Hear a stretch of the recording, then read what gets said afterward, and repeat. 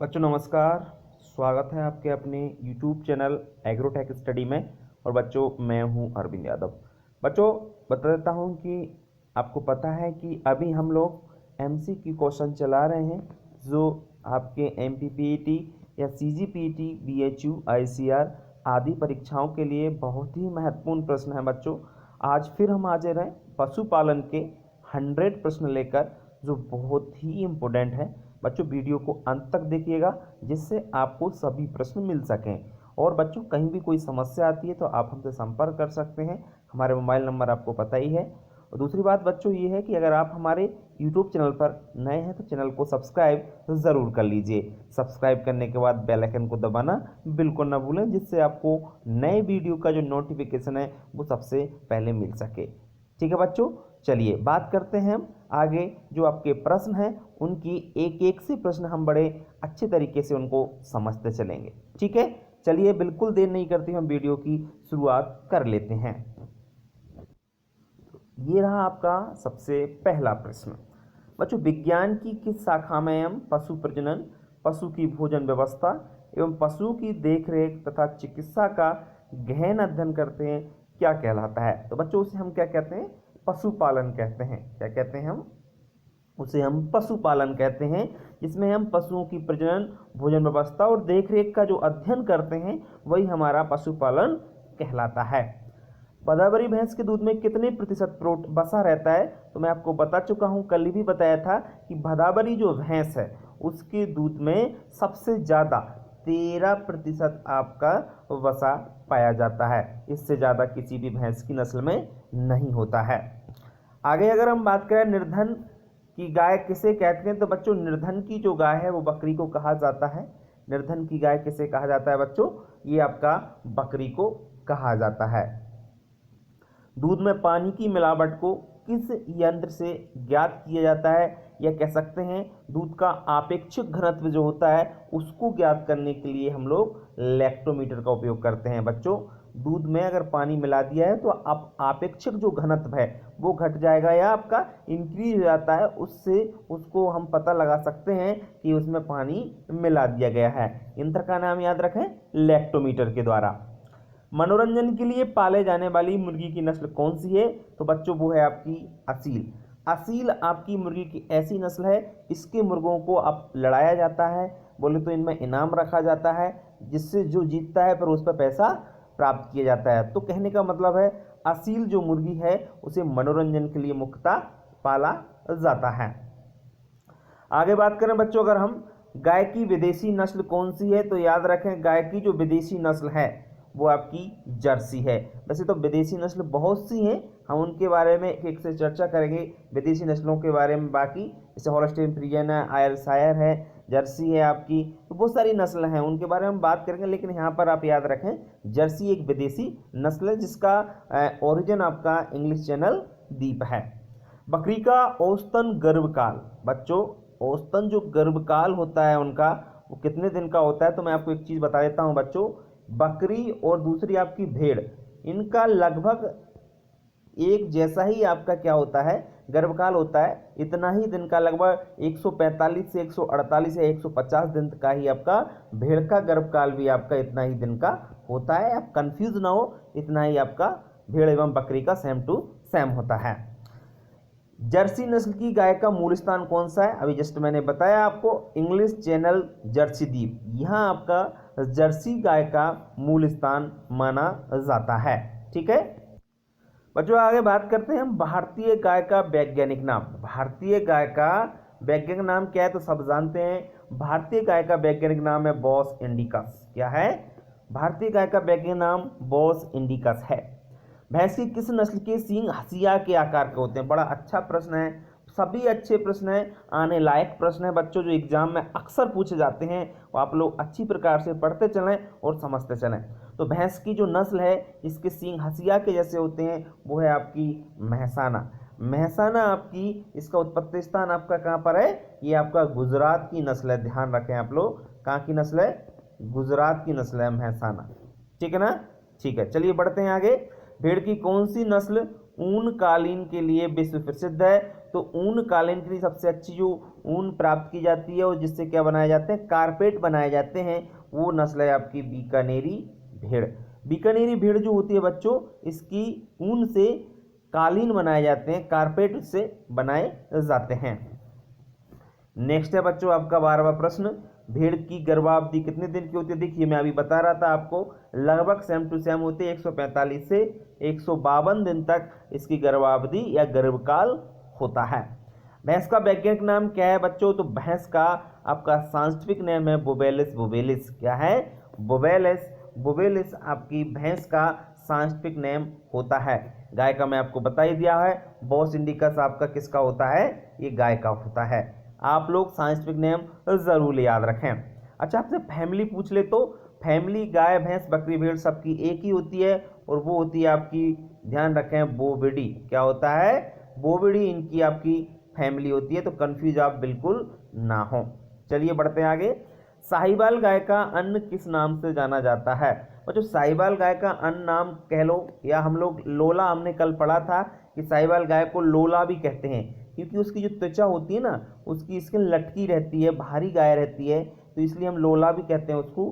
और दूसरा इसका जो उत्पत्ति स्थान है वो मोंटगोमरी पाकिस्तान है, ध्यान रखना, मोंटगोमरी पाकिस्तान की ये नस्ल है बच्चों, और इसको मोंटगोमरी भी कह सकते हैं। ठीक है, ये ध्यान रखें थोड़ा सा आप लोग। आगे बात करते हैं बच्चों हम। नेक्स्ट है आपका करण स्विस तथा करण फ्रिज किस प्रकार की गाय हैं? तो बच्चों करण स्विस और करण फ्रिज इनको क्रॉस करके निकाला गया, इसलिए आपकी कैसी नस्ल है? ध्यान रखें आप लोग, ये हाइब्रिड नस्ल है। कैसी हैं आपकी? हाइब्रिड या संकर गाय हैं।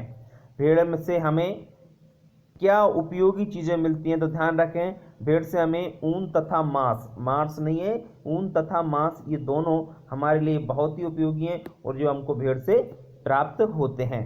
क्लियर? चलिए बढ़ते हैं आगे हम लोग। नेक्स्ट है बच्चों, भैंस के दूध में गाय के दूध के मिलावट को किस विधि से ज्ञात करते हैं? बच्चों भैंस के दूध में गाय के दूध की मिलावट का पता किससे किया? तो ध्यान रखना, वो है आपका हंसा परीक्षण। इसको आप ऊपर बिंदी लगा लीजिए, हंसा परीक्षण है, ध्यान रखें। इससे हम लोग भैंस के दूध में गाय के दूध की मिलावट का पता कर सकते हैं। किस बकरी के बाल की मोहेर कहते हैं? किस बकरी के जो बाल होते हैं उसको मोहेर कहते हैं? तो ध्यान रखें, अंगोरा जो बकरी होती है इसके बालों को हम लोग मोहेर के नाम से जानते हैं। नेक्स्ट है, किस नस्ल की गाय अधिक दूध देती हैं और इनके बछड़े भी कृषि कार्य में बोझा ढोने में अच्छा काम करते हैं? अच्छा काम करते हैं, तो वो है आपकी दुकाजी नस्ल है। डबल पर्पज जो ब्रीड होती हैं इनके दूध भी प्राप्त होता है और इनसे कृषि कार्य भी किया जाता है। जैसे कि आप उदाहरण भी देख लीजिए नेक्स्ट प्रश्न पर, जैसे हरियाणवी है, थारपारकर, कॉकरेज, ये नस्लें आपकी डबल पर्पज हैं। बहुत अच्छे प्रश्न आ रहे हैं बच्चों, बड़े इंपॉर्टेंट हैं, इसलिए आप लोग इनको बड़ी ईमानदारी से पढ़ते चलिए। आगे अगर हम बात करें भारवाही नस्लों की, तो भारवाही का मतलब होता है जो वजन ढोने के काम नस्लें आती हैं, वो कौन कौन सी हैं वो आप देख लीजिए थोड़ा सा। बच्चों जो भारवाही नस्लें हैं, नागौरी है आपकी, मेवाती है, खैरीगढ़ और मालवी। बच्चों मालवी ये मध्य प्रदेश की नस्ल है, ध्यान रखना। नागौरी, मेवाती, खैरीगढ़ तथा मालवी, ये इनके जो बैल होते हैं वो आपके क्या काम आते हैं? ध्यान रखना, वो वजन ढोने के काम, एक जगह से दूसरी जगह माल का वहन करने के काम आते हैं। गाय की गंगातीरी नस्ल उत्तर प्रदेश से किन जिलों में पाई जाती है? तो आप लोग थोड़ा सा याद रखें, गाजीपुर, बलिया तथा वाराणसी ये जिले हैं यूपी के, वहां पर ये पाई जाती है। आगे अगर हम बात करते हैं बच्चों, नेक्स्ट आपका है सींग रोधन की सर्वोत्तम विधि कौन सी है? तो सींग रोधन की सबसे सर्वोत्तम जो विधि है, कास्टिक पोटाश की छड़ से सींग रोधन किया जाता है। बच्चों जब बछड़ा पैदा होता है तो उसके सींग रोधन करते हैं, कुछ दिन बाद, एक सप्ताह में हम उसके ऊपर जो कास्टिक पोटाश की छड़ होती है उसके द्वारा हम सींग उसके काट सकते हैं। अब आप सोच रहे होंगे किस प्रकार से, इतने छोटे बच्चे के तो सींग ही नहीं होंगे। तो बच्चों क्या होता है, जब थोड़ा सा सींग निकलते, जहाँ से जिस स्थान से सींग निकलते हैं वहाँ पर कास्टिक पोटाश की छड़ को इस तरीके से चलाया जाता है कि उसके जो बाल थोड़े काट देते हैं ऊपर से और वहाँ पे चलाते हैं, तो जिससे फिर वो बिल्कुल उगते ही नहीं हैं। नेक्स्ट है आपका, किन विधियों द्वारा अफरा रोग में पशुओं के पेट से गैस निकालते हैं? तो वो है आपका कौन सा? ध्यान रखें, ट्रैकर एवं कैनोला। ट्रैकर कैनुला एक यंत्र होता है जिसके द्वारा हम पशु में जब अफरा हो जाता है, गैस निकालते हैं, उसमें गैस पेट फूल जाता है पशु को, तो गैस निकालने के लिए मुख्य जो यंत्र है वो है ट्रैकर कैनुला, इसलिए आप लोग इसको याद रखेंगे। बात करते हैं आगे बच्चों, श्वेत क्रांति किससे संबंधित है। सब लोग जानते हैं श्वेत क्रांति जो है वो दूध उत्पादन से संबंधित है। किससे संबंधित है आपकी?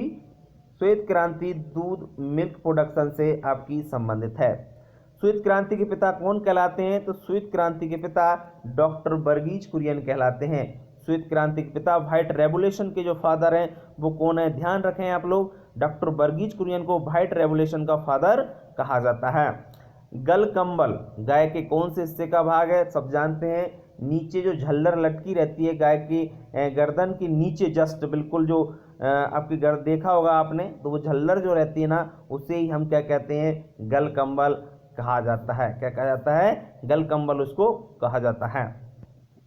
अगर हम लोग आगे बात करें 28वें प्रश्न के बच्चों, तो यदि जानवर के सींग में 4 छल्ले हैं तो उसकी उम्र क्या होती है? बच्चों अगर जानवर के जो सींग होते हैं गाय भैंस में, अगर सींगों से हम उसकी उम्र ज्ञात कर सकते हैं, दांत से कर सकते हैं, खुर देख के हम उसकी जांच कर सकते हैं, दांत देखकर कर सकते हैं, तो बच्चों कहने का मतलब अगर छल्लों से हम ज्ञात करते हैं तो उसके अगर 4 छल्ले सींगों पर बन सकें तो उसकी उम्र कितनी होगी? 6 वर्ष। बच्चों क्या होता है, जितने छल्ले होते हैं उसमें 2 प्लस कर दीजिए, क्योंकि 3 साल में 1 छल्ला आता है, तो इस प्रकार से हम लोग 2 उसमें जोड़ देते हैं जिससे पशु की उम्र ज्ञात कर सकते हैं। अगर बछड़े के मुंह में 2 अस्थायी दांत हैं तो इसकी उम्र क्या होगी? दांतों से भी हम पशु की जांच कर सकते हैं कि उसकी उम्र क्या है। तो ध्यान रखना, अगर 2 दांत अस्थायी हैं तो पशु की जो उम्र है 1 सप्ताह होगी। जुगाली करने वाले जानवर के सामने के दांत में कौन से जबड़े नहीं होते हैं? तो याद रखना, आपका जो जुगाली करने वाला जानवर होता है, जुगाली करने वाला पशु गाय भैंस जो भी होते हैं, उनके दांत कौन से जबड़े से नहीं होते? तो ऊपरी जबड़े में उनके दांत नहीं पाए जाते हैं। अगर आपने देखा होगा उसकी जगह आपका क्या पाया जाता है? डेंटल पेड पाया जाता है। अब आप कहोगे डेंटल पेड क्या होता है? बच्चों डेंटल पेड पशु के ऊपरी जबड़े में दांत नहीं पाए जाते, तो वहां पर एक कठोर रचना होती है। जो कठोर रचना होती है ना, उसे ही हम लोग क्या कहते हैं? डेंटल पेड़ कहते हैं। ध्यान रखना, ऊपरी जबड़े में दांत नहीं होते हैं, अच्छी तरीके से आप लोग ध्यान रखना। दूध धोने की सर्वोत्तम विधि कौन सी है? दूध धोने की सर्वोत्तम विधि है पूर्ण हस्त विधि। इस तरीके से हम दूध निकालते हैं। कई तरीके से दूध निकाला जाता है, आपको पता है। चुटकी विधि भी होती है आपकी, है ना। पूर्ण हस्त विधि आप लोग जानते ही हैं। अंगूठा विधि भी होती है, ये सबसे खतरनाक विधि होती है अंगूठा विधि, जिसमें पशु को बहुत ही दिक्कत का सामना करना पड़ता है। पूर्ण हस्त विधि सबसे बेस्ट विधि है, ये लोग ध्यान रखें आप लोग। पशु की धड़कन किस यंत्र से ज्ञात करते हैं? तो सब जानते हैं पशु की धड़कन ज्ञात करने के लिए हम लोग स्टेथोस्कोप का उपयोग करते हैं। इस प्रकार स्टेथोस्कोप आपने देखा होगा कि हमारी भी जो नाड़ी गति है इसको चेक करने के लिए डॉक्टर किसका प्रयोग करता है? कानों में लगा करके और फिर हमारे सीने से लगाता है, तो उसी को हम लोग बोलते हैं स्टेथोस्कोप। ठीक है, चलिए बढ़ते हैं हम लोग आगे नेक्स्ट प्रश्न की ओर। नेक्स्ट है बच्चों, जुगाली करने वाले जानवर के अमाशय के कितने भाग होते हैं? जुगाली यानी जो पशु रोंदते हैं, आप जानते होंगे जुगाली करना, रूमिनेंट जो होता है ना, बोले जो रूमिनेंट करते हैं ऐसे जानवर, तो उनका जो अमाशय कितने भागों में? तो सब जानते हैं 4 भागों में बटा रहता है। कितने भागों में बटा रहता है? 4 भाग। अभी 4 भाग कौन से होते हैं वो भी मैं आपको क्लियर कर देता हूँ। रूमेन होता है बच्चों, है ना, रूमेन सबसे पहला पार्ट। फिर आपका होता है एबोमेसम होता है, फिर ओमेसम, एबोमेसम होता है, इसके बाद ओमेसम होता है, देन आपका छोटी आंत, बड़ी आंत। इस प्रकार से हमारे जुगाली करने वाला जो अमाशय होता है उसके ये 4 पार्ट्स होते हैं।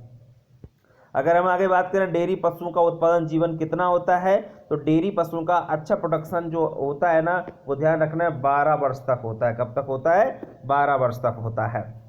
बच्चों नेक्स्ट है आपका बधियाकरण में पशुओं की कौन सी नस दबाई या काटी जाती है? तो ध्यान रखें, जब बधियाकरण किया जाता है तो बधियाकरण करने के लिए जो यंत्र होता है उस यंत्र से करते हैं, तो पशुओं के अंडकोश में स्पर्मेटिक कोड जो नस होती है उसको दबा देते हैं, उससे अंडकोश से संपर्क टूट जाता है और आपका जो पशु प्रजनन करने के योग्य नहीं रहता है। जब पशु को हम बैल बनाते हैं ना, ऑक्स बनाया जाता है, तो उसको आपको क्या किया जाता है? उसकी स्पर्मेटिक जो कोड है उस नस को दबा दिया जाता है या काट दिया जाता है, जिससे क्या होता है, पशु प्रजनन के योग्य नहीं रहता है और उसकी ताकत जो होती है वो उसी में बनी रहती है।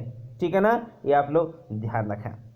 नसबंदी में कौन सी नस काटी जाती है, तो शुक्राणु नालिका। जब नसबंदी करते हैं तो शुक्राणु नालिका को काट दिया जाता है। ठीक है ना, शुक्राणु नालिका कट जाती है तो फिर पशु जो है ना प्रजनन योग्य इसमें भी नहीं रहता है। भैंस की गर्भावधि कितनी होती है, मैं कल भी बताया था 307 आप लोगों ने पढ़ा होगा। तो भैंस की जो गर्भावधि है वो 307 या 310 भी कह सकते हैं, ये भी आपका आंसर सही माना जाता है। अगर हम लोग आगे बात करें बच्चों नेक्स्ट आपके प्रश्नों की, नेक्स्ट आपका जो प्रश्न है वो ये है कि सांड उस नर पशु को कहते हैं जिसमें प्रजनन करने की शक्ति होती है, तो बैल किसे कहते हैं, तो बधिया किए हुए नर को ही हम लोग क्या कहते हैं, सब जानते हैं, बैल कहते हैं। जानते हैं ना, मैं अभी बता रहा था आपको कि सांड कौन सा होता है जिसको हम प्रजनन के लिए उपयोग करते हैं, है ना। तो बैल क्या होता है, बैल होता है उसको हम इसमें आपने अभी पढ़ा कि बैल को वधियाकरण करते हैं और वधियाकरण में क्या करते हैं, उसकी जो स्पर्मेटिक कोड होती है, शुक्राणु नलिका होती है ना, उसको हम लोग काट देते हैं, उससे संपर्क टूट जाता है तो वो प्रजनन योग्य नहीं रहता है। बच्चों 39वां प्रश्न है, किस सांड को टीजर सांड कहते हैं। टीजर सांड कौन सा होता है बच्चों, ध्यान रखें, यह सांड ऋतुमयी मादाओं की जांच करने के लिए उपयुक्त होता है। जो गाय होती हैं हम पता करते हैं कि ऋतुमयी गाय कौन सी है, और परंतु यह मादा को गर्भित नहीं कर सकता। टीजर सांड वह सांड होता है, ध्यान रखना, टीजर सांड जो ऋतुमयी गायों का पता करता है, और ऋतुमयी गायों का पता करने के लिए टीजर सांड का उपयोग करते हैं। विशेष याद रखना आप लोग, ठीक है ना। ऋतुमयी मादाओं, ऋतुमयी जो गाय होती हैं आपको पता है, जो आपकी पीरियड पे आती हैं आपकी गायें, तो उनको पता करने के लिए टीजर सांड का उपयोग करते हैं, लेकिन इससे हम गायों को गर्भित नहीं करा सकते। ठीक है, चलिए बढ़ते हैं हम लोग आगे नेक्स्ट। बच्चों बधिया करने की 4 वैज्ञानिक विधियां कौन कौन सी हैं, अभी मैं बता रहा था। बधियाकरण की जो विधि है, सबसे जो खतरनाक विधि है बच्चों वो है बर्डेजो कैस्टेटर। बर्डेजो कैस्टेटर एक यंत्र होता है, कैंचिनुमा यंत्र होता है, धातु को बना होता है। इसके बीच में अंडकोशों की जो स्पर्मेटिक कोड है उसको बीच में रख के और दबा देते हैं तो वो तो कट जाती है, या आपका उसका संपर्क टूट जाता है अंडकोश से। दूसरा तरीका है चीरा लगाकर, और तीसरा तरीका है केमिकल के द्वारा। तो सबसे बेस्ट मैं तो मानूंगा रासायनिक पदार्थ द्वारा आप लोग उसको क्या कर सकते हो, जो सांड होता है उसको बधिया कर सकते हो, क्योंकि बाकी ये तो चीरा लगाकर और बर्डेजो कैस्टेटर मेथड काफ़ी नुकसानदायक होते हैं, इससे पशु को काफ़ी दर्द होता है। छोटे थनों वाले पशुओं में दूध धोने की सर्वोत्तम विधि कौन सी है, ये ध्यान रखें, जब उसके थन, गाय के थन ज़्यादातर गायों में यूज होता है, तो गाय के थन होते हैं छोटे छोटे होते हैं, छोटे छोटे होते हैं, तो उसमें क्या होता है, उसकी चुटकी विधि, चुटकी मतलब उंगलियों की और अंगूठा की सहायता से इस प्रकार से दूध निकाला जाता है, तो उसको हम क्या कहते हैं, चुटकी विधि कहते हैं। गाय की शुद्ध भारतीय नस्ल कौन सी है, तो गाय की जो शुद्ध भारतीय नस्ल कहा जाता है गिर को। गिर गुजरात की नस्ल है, ध्यान रखें, गिर कहाँ की नस्ल है आपकी, गुजरात की नस्ल है। बच्चों एक प्रश्न यहाँ पे डाउट में चला गया है, पहले वो महसाना वाला, महसाना जो नस्ल है ना वो आपकी हरियाणा की नस्ल है बच्चों, ठीक है, भैंस की नस्ल है, थोड़ा कंफ्यूज ना हो, वो मेरे से यहाँ पर हो गया था गुजरात, तो याद रखें महसाना आपकी कहाँ की नस्ल है, हरियाणा की, थोड़ा सा याद रखें। चलिए बढ़ते हैं आगे। नेक्स्ट है बच्चों गिर गाय का जन्म स्थान कहाँ पर है, आपने देखा भी गिर गाय का जन्म स्थान कहाँ है, तो ध्यान रखें गिर गाय का जन्म स्थान कठियावाड़ गुजरात है, मैं आपको अभी जस्ट बता रहा था। किस विदेशी गाय के दूध में सर्वाधिक वसा पाई जाती है, बच्चों एक बात याद रखना, विदेशी गाय की बात कर रहे हैं, वैसे विदेशी गायों में फैट परसेंटेज कम पाया जाता है। अगर हम सभी विदेशियों की बात करें, कंपैरिजन करें, तो सबसे ज़्यादा जो वसा होता है वो जर्सी गाय में होता है, ध्यान रखें, और सबसे कम होल्स्टीन फ्रीजियन में होता है, ठीक है ना, ध्यान रखें। जो होल्स्टीन फ्रीजियन गाय होती है उसके दूध में सबसे कम वसा, और जो विदेशी गाय में सर्वाधिक वसा की बात आई है तो वो है आपका काम जर्सी में हाईएस्ट आपका फैट परसेंट पाए। देसी से कंपेरिजन नहीं करते, विदेशी गाय की बात करिए यहाँ पे, वो देख लेना आप लोग। बरसीम के हरे चारे में शुष्क पदार्थ कितने % होना चाहिए, तो 25% आपका उसमें जो आपका शुष्क मैटर है, शुष्क पदार्थ है, वो आपका होना चाहिए या होता है। अगर हम लोग आगे बात करें बच्चों नेक्स्ट आपका कि भूसे में कितने % शुष्क पदार्थ होता है, तो भूसा जो होता है आपका इसमें 90% आपका शुष्क पदार्थ होता है, कितना होता है, 90% शुष्क पदार्थ पाया जाता है। और दूध देने वाली भैंस को 100 किलोग्राम वजन पर कितना % शुष्क पदार्थ देते हैं, अगर किसी भैंस का वजन 100 किलोग्राम है, तो 100 किलोग्राम वजन पर उसको कितना शुष्क पदार्थ देते हैं, तो वो आप लोग याद रखना 3 किलोग्राम उसको शुष्क पदार्थ या ड्राई मैटर दिया जाता है। नेक्स्ट है बच्चों, गाय की कौन सी विदेशी नस्ल सर्वाधिक दूध देती है, तो आपको बता ही चुका हूं मैं को। दूध की विदेशी जो नस्ल है हॉलस्टियन फ्रीजियन, इसको ढंग से कर लीजिए। हॉलस्टियन फ्रीजियन 6150 लीटर प्रति ब्यात तक दूध दे देती है। इससे ज़्यादा दूध कोई भी गाय नहीं दे पाती है बच्चों। एक ब्यात में आपको 6000 लीटर तक दूध ये दे देती है। किस बकरी को दूध की रानी कहते हैं, तो बच्चों सानेन जो बकरी है इसको दूध की रानी कहते हैं। ये सबसे ज़्यादा दूध देने वाली आपकी विदेशी नस्ल है, ये भी ध्यान रखना, यहाँ की नहीं है इंडिया की, ये विदेशी नस्ल है। पश्मीना किस बकरी से प्राप्त होता है, पश्मीना कश्मीरी बकरी से प्राप्त होता है। और पश्मीना क्या होता है मैं आपको बता चुका हूँ कि बकरियाँ होती हैं, इनके बड़े बड़े बाल होते हैं, बड़े बड़े बालों के नीचे छोटे छोटे रोए पाए जाते हैं, उस रोए को ही पश्मीना कहते हैं बच्चों। और इस पश्मीना से विभिन्न प्रकार के शॉल और एवं कंबल जो गर्म कपड़े हैं वो बनाए जाते हैं, जो कि बहुत ही महत्वपूर्ण है। और जो कश्मीरी बकरी है कश्मीर में ही पाई जाती है।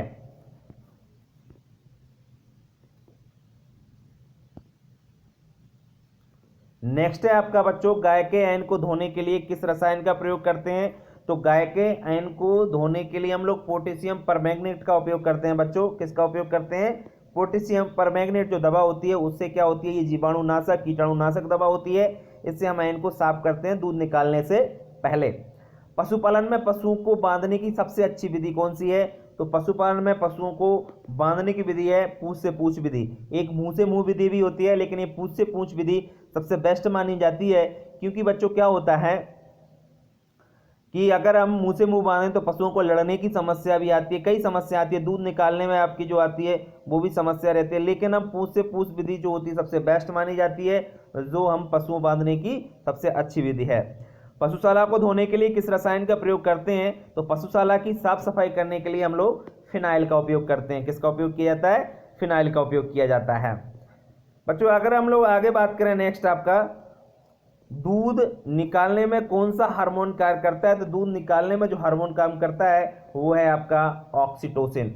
ऑक्सीटोसिन हार्मोन्स होता है जो पशु की पीयूष ग्रंथि से निकल करके बिल्कुल 5 सेकंड में आपका ऐन में पहुंच जाता है और मिल्क का सेक्रेशन होने लगता है, दूध निकलने लग जाता है। ध्यान रखें ये पीयूष ग्रंथि से निकलता है। और पीयूष ग्रंथि कहाँ पर पाई जाती है, ये आपके जो सिर होता है गाय या भैंस का उसके पीछे पाई जाती है, वहां से इसका स्राव होता है, वहां से वो निकलता है। ठीक है, ये आप लोग याद रखेंगे। बढ़ते हैं आगे हम लोग।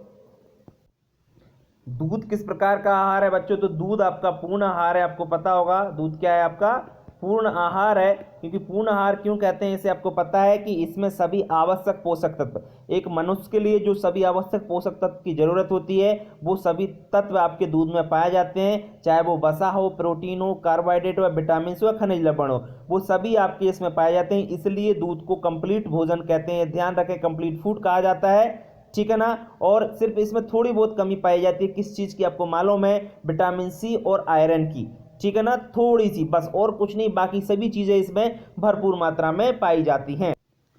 बच्चों पशु का तापक्रम किससे मापा जाता है, तो ध्यान रखें हम वेटनरी थर्मामीटर होता है, वेटनरी थर्मामीटर का उपयोग करके हम लोग क्या करते हैं पशु का तापमान ज्ञात कर सकते हैं। बिल्कुल कंफ्यूजन नहीं होना है आपको, वेटनरी थर्मामीटर होता है उसके द्वारा हम पशु का तापमान ज्ञात कर सकते हैं। और पशु का तापमान जो ज्ञात किया जाता है वो ध्यान रखना गोदाम में थर्मामीटर को लगाकर, मतलब गोबर द्वार में आप इस थर्मामीटर को लगाकर पशु का टेम्परेचर ज्ञात कर सकते हैं। किस भैंस का रंग चांदी और तांबे जैसा होता है, बहुत अच्छा प्रश्न है। चांदी तांबे के, तांबा ज्यादातर पूछा जाता है, तांबे की जैसी कौन सी नस्ल होती है, तो ध्यान रखें भदावरी। और भदारी में हमने बताया है आपको इसमें 13% आपका वसा पाया जाता है इसके दूध में। मांस के लिए पाले जाने वाली उपयुक्त बकरी की नस्ल कौन सी है, तो आपको पता है कि सबसे बेस्ट जो नस्ल है वो है ब्लैक बंगाल, जिससे सबसे अच्छा मांस प्राप्त होता है। बच्चों अगर हम लोग आगे बात करें 59वें प्रश्न की, किस बकरी में दाढ़ी पाई जाती है, बहुत अच्छा प्रश्न है। ये दूध सबसे अच्छा देती है बीटल बकरी है, और बीटल बकरी जो है इसमें क्या है दाढ़ी पाई जाती है। दाढ़ी आपने देखा होगा, नीचे क्या पाए जाते हैं, बाल पाए जाते हैं। भेड़ में पूंछ काटने की क्रिया को क्या कहते हैं, तो बच्चों भेड़ में पूंछ काटने की जो क्रिया है उसको हम डोकिंग कहा जाता है। क्या कहा जाता है, डोकिंग। डोकिंग एक मशीन होती है, इसके द्वारा हम लोग क्या करते हैं पशु की पूंछ काटते हैं। अब आप सोच रहे हो पशु की पूंछ क्यों काटते हैं, तो ज़्यादातर ये भेड़ में किया जाता है। भेड़ों में ये सब चीज़ किया जाता है, बकरियों में तो कम करते हैं। भेड़ में ही पूंछ काटने की क्रिया होती है, वो डोकिंग है। भेड़ में ऊन काटने की क्रिया क्या कहते हैं? तो बच्चों ध्यान रखना, बहुत ही इंपॉर्टेंट प्रश्न है कि भेड़ में ऊन काटने की क्रिया क्या कहलाती है। ध्यान रखें आप लोग। तो वो है शेयरिंग। क्या है आपकी? शेयरिंग भेड़ में ऊन काटने की क्रिया को कहा जाता है। बच्चों आगे बात करें हम, पशु का तापक्रम शरीर के किस भाग से ज्ञात करते हैं? तो मैंने अभी बता ही दिया आपको, गुदा से ज्ञात किया जाता है। गुदा क्या होती है सब जानते हैं आपकी, किसे कहते हैं? गोबर द्वार जो होता है वहां पर इसको लगा करके हम लोग पशु का टेम्परेचर ज्ञात कर सकते हैं। गाय भैंस में नाड़ी दर किस नाड़ी से ज्ञात करते हैं? तो मैंने आपको कल बताया था कि कॉक्सिजियल जो धमनी होती है उसके द्वारा हम लोग क्या करते हैं, ये पूंछ में पाई जाती है। पूंछ में कॉक्सिजियल धमनी होती है, वहां से हम गाय भैंस या बकरी की आपकी जो नाड़ी गति होती है उसको हम लोग ज्ञात कर सकते हैं। आगे बात करें बच्चों, पशुओं की नस्ल को किस विधि द्वारा सुधारा जाता है? तो कृत्रिम गर्भाधान, आर्टिफिशियल इंसेमिनेशन जो होता है ना, आपको पता है आपकी गांव की भाषा में शायद उसको क्या कहते होंगे, बीज डालना। तो जिस तरीके से अगर गाय भैंस का प्रजनन जो है प्राकृतिक रूप से किसी सांड से ना करा करके हम क्या करते हैं, आर्टिफिशियल इंसेमिनेशन, बीज डलवाते हैं, कृत्रिम गर्भाधान करवाते हैं, तो उससे उसकी नस्ल में काफी सुधार हो जाता है। चलिए बढ़ते हैं हम लोग आगे। बच्चों नेक्स्ट है आपका लोही किसकी नस्ल है? लोही बच्चों ध्यान रखना है, ये सबसे अच्छी भेड़ की नस्ल है और इससे जो है आपकी ऊन की प्राप्त होती है और ऊन इससे बहुत अच्छे प्रकार का ऊन हमको लोही से मिलता है। अंडे में सर्वाधिक क्या होता है? बच्चों अंडे में प्रोटीन पाया जाता है और अंडे में जो प्रोटीन होता है वो कितना होता है आपका ध्यान रखना, 12 से 13% इसमें क्या पाया जाता है, प्रोटीन पाया जाता है। सबसे अधिक अंडे देने वाली मुर्गी की नस्ल है? तो बच्चों सबसे अधिक जो अंडे मिलते हैं ये व्हाइट लेघोर्न मुर्गी है।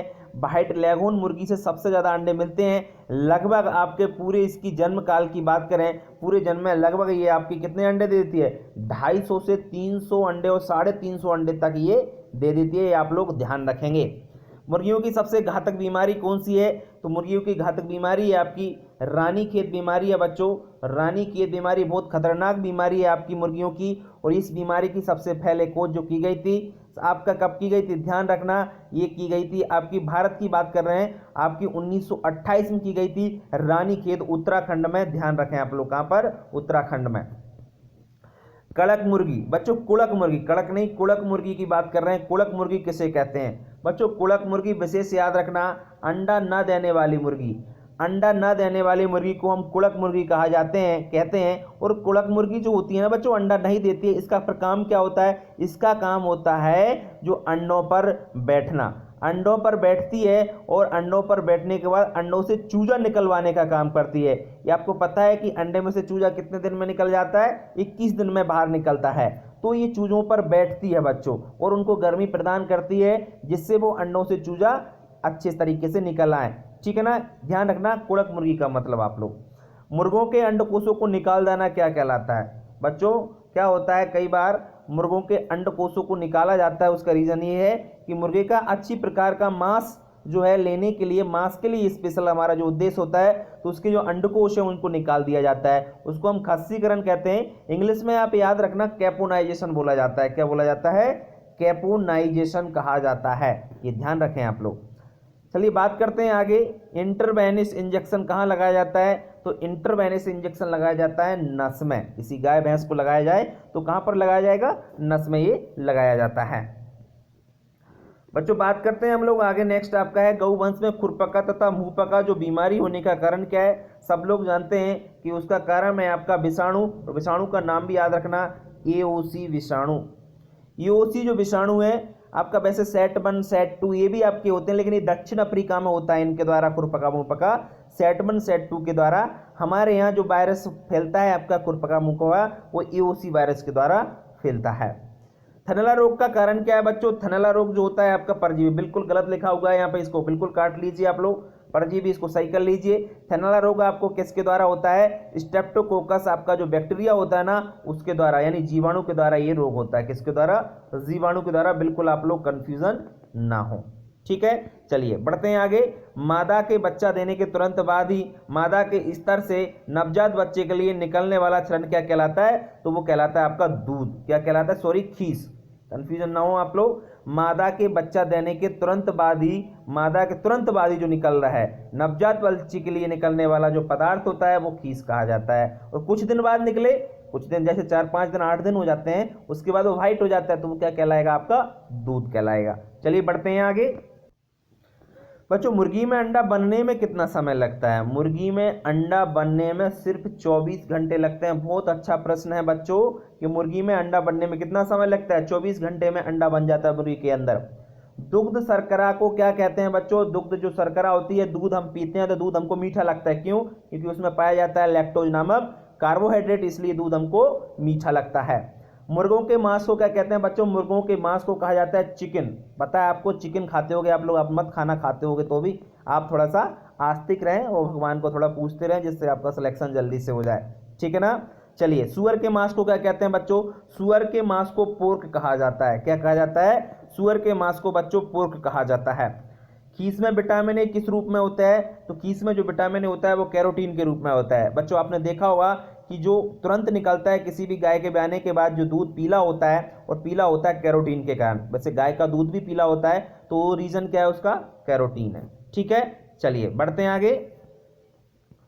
नेक्स्ट है बच्चों आपका खच्चर किसका क्रॉस है? तो खच्चर जो क्रॉस है वो गधा और घोड़ी का क्रॉस है। किसका है? गधा और घोड़ी का क्रॉस खच्चर है, जिसका प्रयोग आपको पता है विभिन्न प्रकार के भार भाई के लिए प्रयोग किया जाता है, वजन ढोने के लिए इसका उपयोग करते हैं। भारत में डेयरी पशुओं की संख्या विश्व के पशुओं की संख्या का कितना भाग है? तो 1/5 भाग है। बछड़े की नाल काटने के बाद क्या लगाते हैं? टिंचर आयोडीन लगाया जाता है, जिससे उसमें से ब्लड ना निकले और उसमें इंफेक्शन ना हो। नेशनल डेयरी अनुसंधान संस्थान कहाँ? बिल्कुल बच्चों, नेशनल डेयरी अनुसंधान संस्थान करनाल हरियाणा में स्थित है। NDRI बोलते हैं इसको, नेशनल डेयरी रिसर्च इंस्टीट्यूट। कहाँ पर है? करनाल हरियाणा में ही स्थित है। बच्चों अगर हम आगे बात करें, भारतीय चिकित्सा अनुसंधान संस्थान कहाँ पर है? IVRI, Indian veterinary research institute.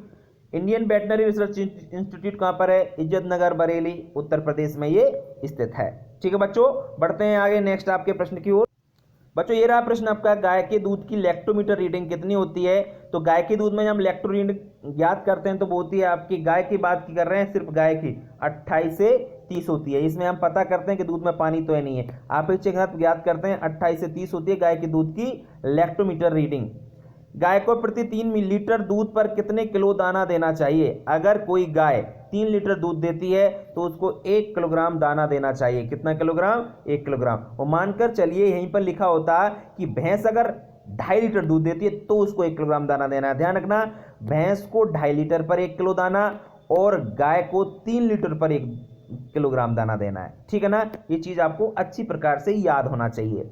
मेले प्रदर्शनी से खरीदे गए पशुओं को पहले 15 दिन अलग रखकर देख रेख करना क्या कहलाता है? उसको हम बोलते हैं संगरोध, क्वारंटाइन बोलते हैं उसको। क्वारंटीन में हमको रखना चाहिए, क्योंकि मेले से और प्रदर्शनी से अगर हम गाय या भैंस लेकर आते हैं तो क्या होता है, उनमें से कोई किसी को बीमारी हो सकती है ना। तो बीमारी और पशुओं में, हमारे जो पशु हैं उनमें बीमारी ना फैले, तो उसको हम लोग क्या रखते हैं? अलग से रखते हैं, तो उसको क्वारंटीन या संगरोध कहा जाता है।